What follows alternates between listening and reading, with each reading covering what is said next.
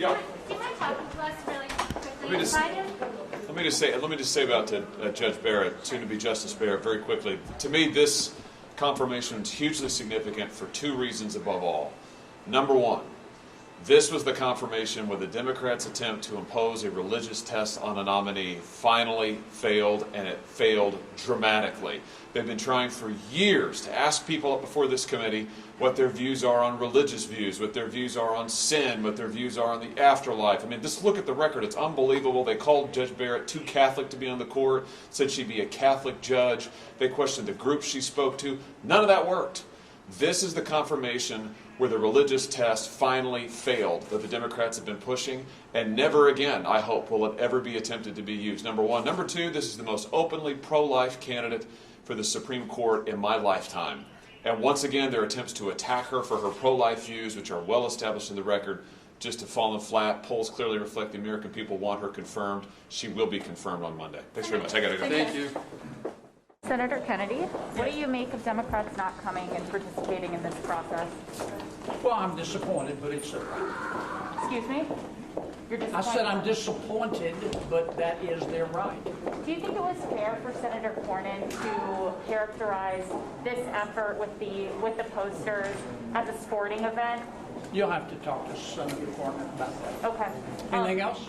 What did you make of the FBI briefing last night and Leader Schumer's statement that he got the impression from DNI Ratcliffe that the effort by Iran was not targeting a specific candidate, but rather undermining American democracy? Well, I haven't heard Senator Schumer's comments, so I'm not going to comment on those.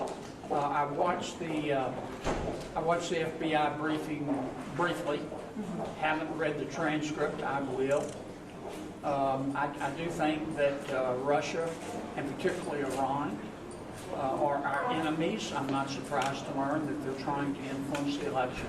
I wouldn't be surprised if there are other countries as well. I thank our intelligence agencies for catching them and warning the American people. What do you make of Vice President Biden's statement that he's looking into creating some sort of court commission rather than just outright packing the court, kind of to inquire further than that? He said there are other options to court packing. I haven't seen Vice President Biden's comments. He's running a campaign of rope-a-dope. He has decided not to engage the American people. There are more members of Judge Barrett's family than there are attendees at his rallies. I think that's an intentional political strategy, and I think it's shortchanging the American people.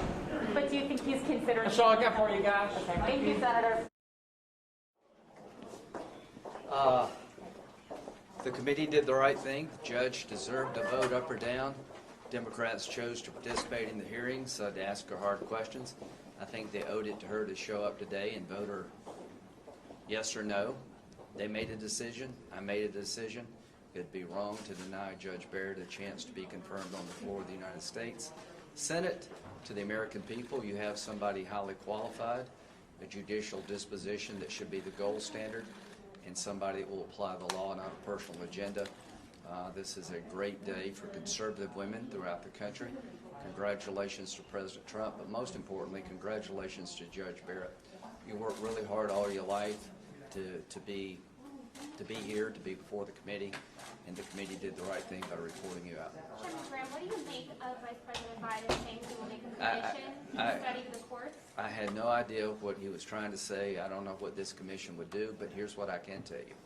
If you're a Democrat, the people who want to pack the court will come after you if you say no. Senator Feinstein's a wonderful person, a progressive senator who is for decades been supportive of the pro-choice cause. She dared hug me, and look what's happening to her. So just shows you that the people in charge, I think, are going to pack the court. And if you get in their way as a Democrat, they're coming after you. I voted for Sotomayor and Kagan, got a lot of pushback, but I'm still standing. I just think the radical nature of the modern Democratic Party you need to believe them when they say they're going to expand the court, because they will. And what the Vice President Biden said today, I had no idea what he was trying to say. Thanks. What advice do you have for President Trump ahead of the debate tonight?